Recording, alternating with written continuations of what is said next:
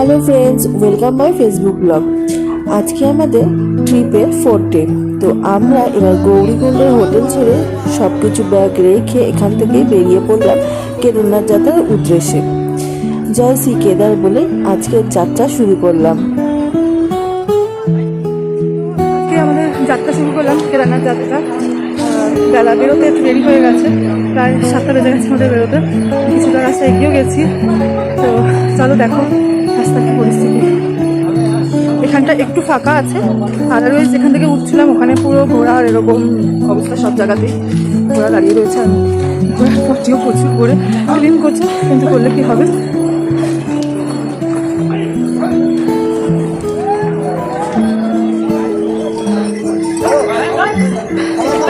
ঘোড়া সাফারি করার জন্য এখান থেকে সব জায়গায় ঘোড়া রয়েছে।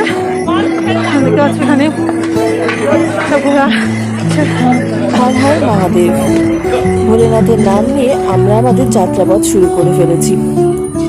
রাস্তার অবস্থা খুবই খারাপ, কিন্তু দেবভূমিতে যখন এসে পড়েছি সবটাই ওই ভোলেনাথের ইচ্ছা চলবে।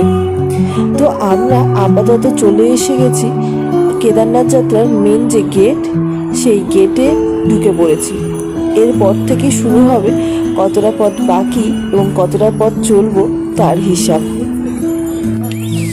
চা খেয়ে নিচ্ছি, এবার খুলে ফেলেছি আর এমনি চাটা খাচ্ছি। এটা চারটা দাম হচ্ছে 20 টাকা। এখানে এত এক্সপেন্সিভ সব কিছু। এরপরে যাই না আর কত প্রাইস হবে, বাড়বে, দেখা যাক। পাহাড় মানে যেখানেই যাব এখানে সব কিছুতেই দামটা একটু বেশি হবে। এই কথা আমি আগে যখন পাহাড়ে এসেছিলাম তখনই জানতে পেরেছি এবং বুঝেওছি।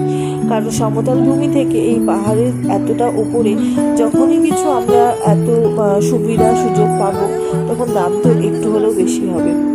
কিন্তু দাম বাড়ার সাথে সাথে অনেক সব আমরা ভালো সার্ভিসও পেয়ে থাকি, কিন্তু সেটা কিন্তু এই যাত্রার ক্ষেত্রে আমি দেখিনি। জানি না অন্যান্য যাত্রার ক্ষেত্রে কি হয়ে থাকে, কিন্তু আমার প্রথম এক্সপিরিয়েন্সে আমি এটাই পেয়েছিলাম। সারা রাস্তার অবস্থা খুবই খারাপ, দেখতেই পাচ্ছ। তবে এই মাঝে মধ্যে এই যে পাহাড়ের গা বেয়ে ঝর্ণা নেমে আসছে, এটা দেখতে কিন্তু বেশ মজাদার লাগছিল। কারণ ওই যে বললাম প্রথমবার এতটা এক্সপিরিয়েন্স, তো খুব ভালো লাগছিল। আর নেচারের সাথে এতটা মিলেমিশে গেছিলাম, তো এর আগে কখনোই প্রকৃতির সাথে আমি এতটা মিলেমিশে যাইনি। তো প্রথমবারের এক্সপিরিয়েন্স সত্যি কথা বলতে একটু অন্যরকম বললেই চলে। এই যাত্রায় এই ঘোড়ার উৎপাত কিন্তু বেশ ভালোই ছিল, খুব যে কম একদমই নয়। কারণ এই যে রাস্তা দিয়ে যাওয়া হচ্ছে, এই রাস্তায় একটা সময় মনে হবে শুধু ঘোড়া আর